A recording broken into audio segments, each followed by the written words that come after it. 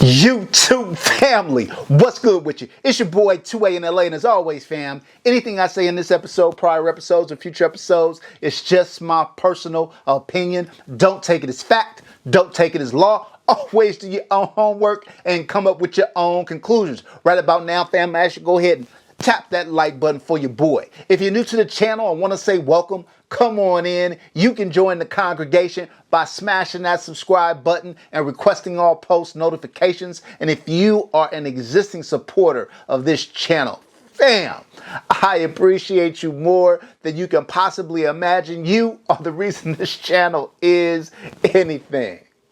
All right, fam, let's get this episode rolling. We have a special gun today. And like I said, if you haven't seen the initial impressions on this gun, please go back and take a look at it because I give you a lot of the backstory on the gun in that episode. But essentially, I've been familiar with Miller Precision for a long time. There are a lot of phenomenal grip modules out there made by Miller Precision in the 2011 space.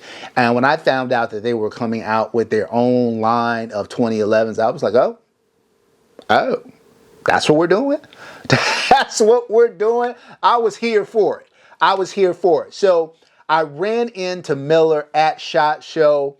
Such a great company. Couldn't meet nicer guys. And so I'm chopping it up with them, and they've got their guns out on display. They've got, you know, kind of a non-ported gun. They've got a ported gun. They've got a compensated gun. And I thought the lineup was great. Felt great in the hands. Looked like really quality constructions. And then I got to kind of, you know, because I'm 2A in LA, you know what I'm saying? Your boy does it. I got pulled to the side and said, hey, there's something I want to show you. He goes into his bag and pulls out a ported and compensated flush-faced 2011. And I was like, this is what we're doing? This is what we're doing? And so look, fam, this was crazy. Right before I went to the Miller Precision booth, I was down at the Bull Armory booth. And if you guys don't know, Bull Armory is coming out with a flush face ported and comp gun right around the $3,000 mark, right? And I think that's a great gun. I think it's a great value, all of that. No shade whatsoever to Bull Armory. But when I saw this, and I was like, where's this price point going to be? And it was right around the $4,000 range. And I said, so, but you're telling me, it's for maybe like $1,000 more, I can get better coating, better, 100% better grip module, all metal gun. I was like, for real? Like, better machined, all of that. And of course, I am talking about the Miller Precision X Kovert ported and compensated 2011, fam. I think this gun is uber sexy. I posted this gun on Instagram, on YouTube, and in a couple of 2011 groups that I participated in, and people went crazy. They went crazy over it, right? I was like, oh, okay, this is what we doing? Fam, I think Miller Precision really did it in terms of the aesthetics of the gun and in terms of the features of the gun, right? Full dust cover, ported and compensated, all blacked out gun. This Miller Precision, you know, look, fam, I said in another video, getting a Miller Precision gun when it comes to the grip module is like getting a Radian Mod 1 and the charging handle. You know, the charging handle is going to be crazy, right? In a Miller Precision gun, you know the grip module is going to feel incredible, and it does not disappoint at all, right? But look, we don't care how the gun looks as much as we do with how it shoots, right? So let's get into the review. All right, fam, in a 2A in LA review, you can either get a 0 on the low end or 100 on the high end. I've never had a gun get a 0, never had a gun get 100, but one can always hold out hope for both of those things, right? A 50 to 60 gun is a right down the middle of the road gun. gonna be really reliable, gonna go bang every time, just has no feels or thrills. Think Glock 17 Gen 5. If you got a gun that's like 60 to 70, that gun is like one deviation above the norm. Maybe has a little bit better construction, maybe has a little bit better trigger. That gun is probably gonna score somewhere between 60 and 70. Think Walther PDP. If you've got something that's kind of 70 to 80, now you're kind of cooking with some gas. You've got a gun that has a few feature-rich sets or gives you something that you just don't typically see in those lower levels. Think about CZ Shadow 2 or something like that. If you've got something between kind of 80 and 90, okay, now you're cooking with gas. Now you've got a gun that's kind of like best in class, especially if it's like 85 to 89 range. But if you've got a gun that's anywhere between 80 and 89, you've got a really, really good firearm. And if you've got something 90 and above, grail gun status. All right, fam. First up, fit and finish. Look. Gun is really, really well done. The machining on this is really, really good. The tolerances are really, really well done. Frame to slide fit is really, really good. Barrel to slide fit is really, really good. There's no hang-ups anywhere on the gun. Trigger feels really, really good. Look. They did a really good job on the fit and finish of this gun. You're not going to hear any complaints from me. Fit and finish, we're going to go ahead and we're going to give this gun a 14 out of a possible 15. All right, fam, next up, reliability. Put about 1,000 rounds through this bad boy. Took everything, did 115 grain, 124 grain, ran a few jacketed hollow points through it. No hang-ups, no muss, no fuss. Took it down. Yeah, I'm going to give a little bit of hesitance because this is a prototype gun. This is not one of the guns that was kind of mass produced. The gun already had a lot of rounds through it. It had already been kind of broken in. But we're going to go ahead and we're going to give it a 14 out of a possible 15 for reliability. All right, fam. Next up, durability. Yeah. I mean, DLC coated.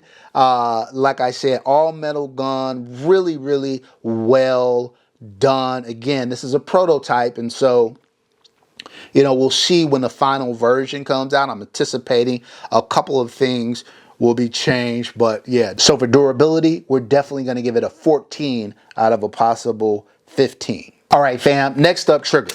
So look, I'll go ahead and I'll put the trigger weight up there so you can check it out, but you can see that this gun has little to no take up. Clear defined wall, crisp clean break. Feels good. Reset. A little bit of sponge there on the reset, but not short though. Look, really, really well done trigger. Again, prototype gun. A lot of these things are going to get grooved. From now, I'm going to go ahead and give the trigger a 14 out of a possible 15. All right, fam, next up, accuracy. Let's take the bad boy out to the range. I did maybe about 10 shots from about 15 yards, unassisted.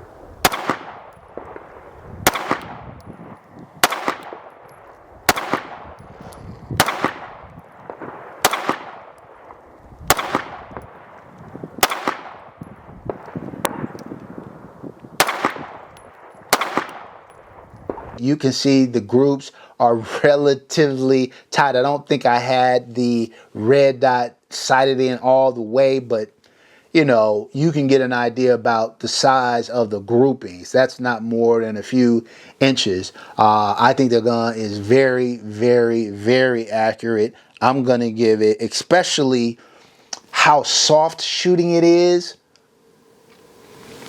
I think the gun is very, very accurate. I think the combination of the port and the comp keep the gun really, really flat. You can really tell a difference when you start shooting at higher rates of speed, like you saw me in the beginning of the video. But pleasure to shoot. Dot never leaves the window. Accuracy, we're going to give it a 10 out of a possible 10. All right, fam. Next up, ergonomics. How does a gun feel in the hands? If it doesn't feel good, you're not going to want to shoot it. If you don't want to shoot it, you're not going to get proficient at it. It feels great. Look, like I said, it has a Miller Precision grip, bro. Hard to go wrong with that. Deleted grip safety, gotta have it, especially at a gun at this price point. It feels really, really, really good. I've got zero complaints about it. I love it. I love the grip angle and everything about it. We're gonna go ahead for ergonomics and give this gun a 10 out of a possible 10. All right, fam, next up, aftermarket support. Look, more and more aftermarket support is coming on for more and more aftermarket support is out there. It's amazing the number of 2011s that are coming to market because of that, because of the explosion of the 2011 market. You're seeing an explosion of parts and providers out there that can work on 2011s. So we're going to go ahead for aftermarket support and give it a 4 out of a possible 5. It is not to Glock level yet, but man, does it feel like it's getting there. All right, next up, fam, maintenance and upkeep. So this one, a little different. And again, I'm going to give grace because this is a prototype.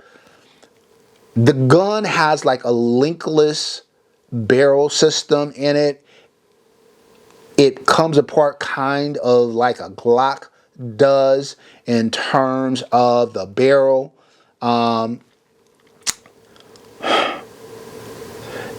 In some ways it's easier, in some ways it's a little trickier, but I know they're still working on that. Look, for maintenance and upkeep, because it's a little different system, because if you're used to 2011s, this is a break from the norm and it may take you a while to get adjusted. I'm going to give it a 3 out of a possible 5. I could see me upgrading that though when the final version comes out and they've kind of perfected everything. But for now, maintenance and upkeep, 3 out of a possible 5. All right, fam, next up, affordability. So look, we don't know the exact price of this gun just yet. Again, this is a prototype gun. From what I'm told, this is probably going to be in that $4,000 range. I got to say, fam, for $4 grand, all metal gun, great manufacturing, great construction, ported and compensated with a great trigger, 4Gs, man, it's hard to beat. We'll see where it finally comes out. But even at $4,000, for most people, that is an extraordinary amount of money. So we're going to give it a 2 out of a possible 5 for affordability. All right, fam. Last but not least, flex. Is Instagram gonna go crazy? Are your boys gonna be like, damn? Yep. Yeah, I already told you Instagram already went crazy, fam. I got more comments, I think, on this gun than almost any other one on my channel. People are just craving this gun. Orders are going to be flying off the hook. Keep an eye out on the Kovert website for when this gun goes live. Man, I think flex, 4 out of a possible 5. All right, fam, if you add all that up, you get a whopping 90 out of a possible 100. Look, fam, I'm not gonna front. Grail gun status at a 90 for a gun priced in the low 4s. You just don't see that very often. You just don't see that very often. This gun is really, really well made. It's a great shooting gun. It is feature rich. Man, I just think Miller Precision did a phenomenal job with this firearm. Salute to them. I think if you buy this gun, if the final version of this gun is this or better, and they can maintain a high level of quality control once they start ramping up and producing a lot of units, fam, I think this gun is going to kill it. All the other mid-market guns, the Watchtowers of the world, the Phoenix Trinities of the world, the Staccato XCs of the world, the Cosaints of the world, all these guns, they better take notice.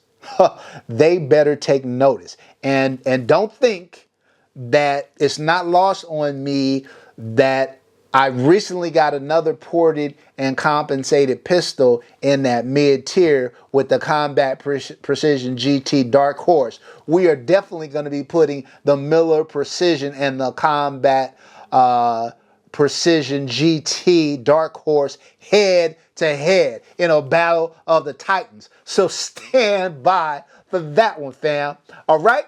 That's it for this episode, fam. Until next time, as always, take care of one another and peace.